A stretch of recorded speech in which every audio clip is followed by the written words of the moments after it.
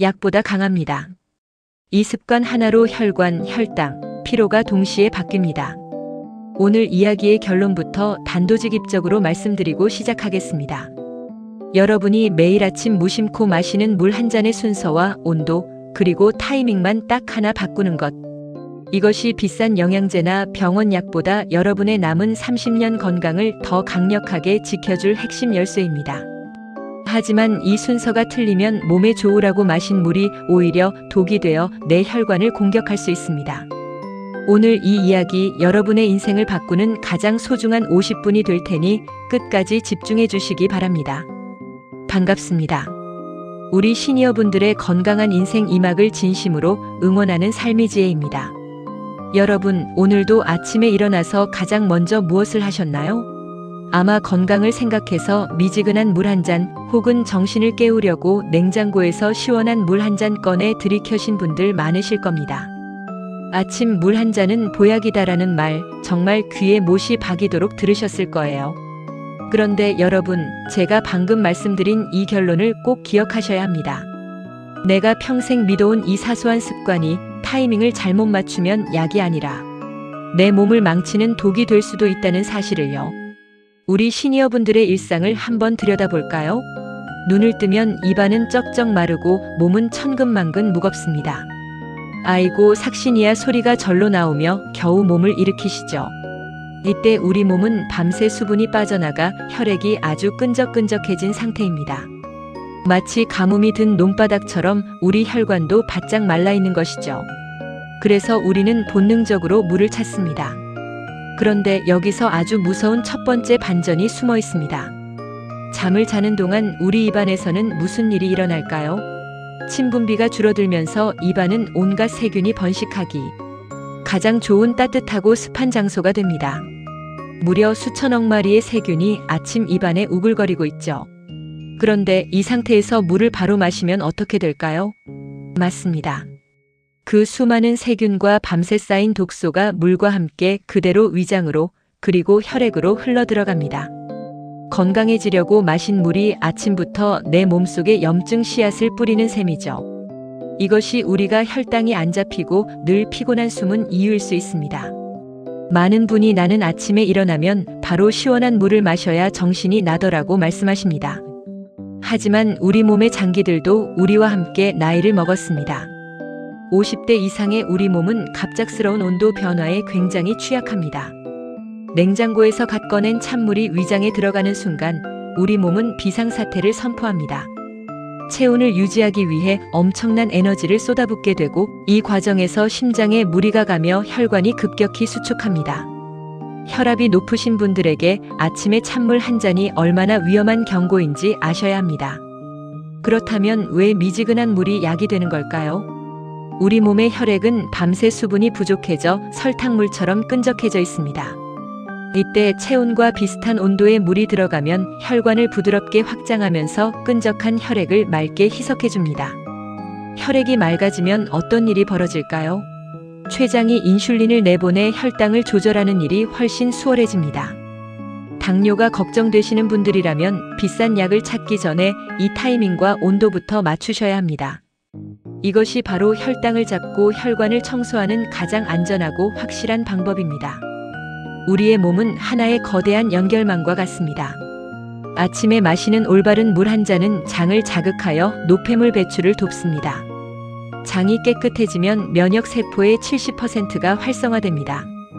면역력이 올라가면 몸속의 만성 염증이 사라지고 염증이 사라지면 아침마다 우리를 괴롭히던 피로감이 씻은 듯이 가십니다.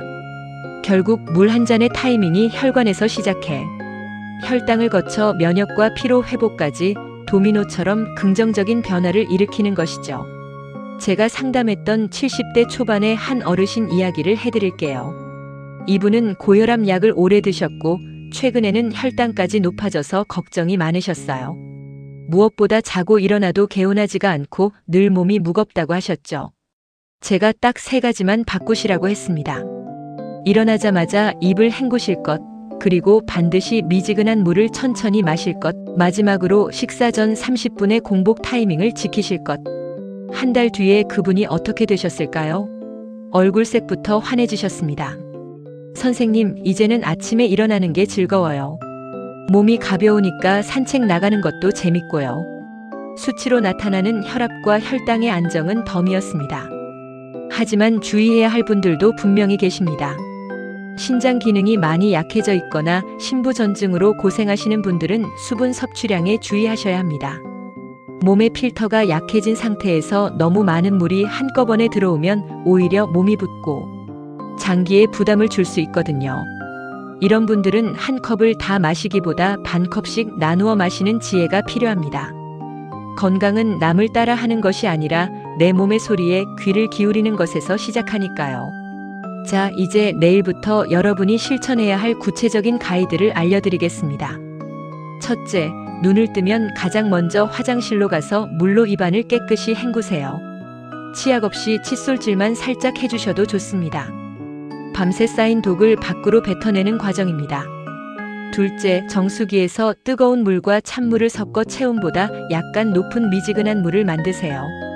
셋째, 의자에 편안히 앉아 음미하듯 천천히 마시는 겁니다. 벌컥벌컥 마시는 물은 세포에 흡수되지 않고 그대로 배설될 뿐입니다.